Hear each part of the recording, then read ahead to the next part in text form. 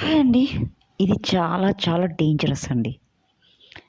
కొంతమంది ఏం చేస్తారంటే ఇద్దరు భార్యాభర్తలను ఎడబాపుతారండి. కోటి పాపాలను అంటగట్టుకుంటారు. అది ఎవరంటే పోలీస్ వృత్తిలో ఉన్నవాళ్ళు, లాయర్ వృత్తిలో ఉన్నవాళ్ళు, ఇంకా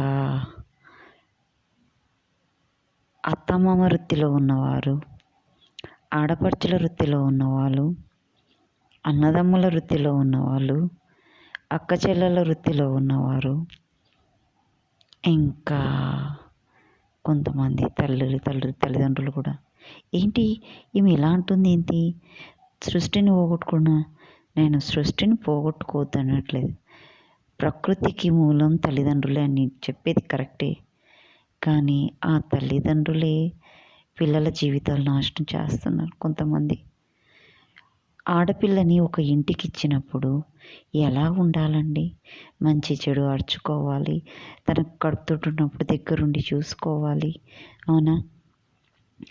అల్లుడేమన్నా తప్పు చేస్తుండంటే జాగ్రత్తగా కూతుర్ని కనిపెట్టుకుంటూ ఉండాలి. ఇంట్లో తెచ్చిపెట్టుకోవడం కాదు. కూతుర్ని కనిపెట్టుకుంటూ అల్లుని సంజాయిస్తూ ఇట్లా కాదయ్యా అని ఇట్లా అని ప్రేమతో మాట్లాడుతూ వాడికి చెడు ఆలోచనలు రాకుండా ప్రాపర్గా గైడ్ చేస్తూ తన కూతురుతో చక్కగా సంసారం చేసేలా తల్లిదండ్రులు ఒక చెట్టు నీడలాగా ఉండాలండి. అంతేగాని ముళ్ళలాగా ఉండకూడదండి. ముళ్ళ చెట్టు అని ఎందుకు కంపారిజన్ చేశానంటే, ఒక చెట్టు ఎండ నుంచి చల్లని నీడనిస్తుంది అంటే కాపాడుతుంది అని అర్థం. అదే తల్లిదండ్రులు కూడా తన కూతుర్ని ఆ విధంగా కాపాడుకోవాలి.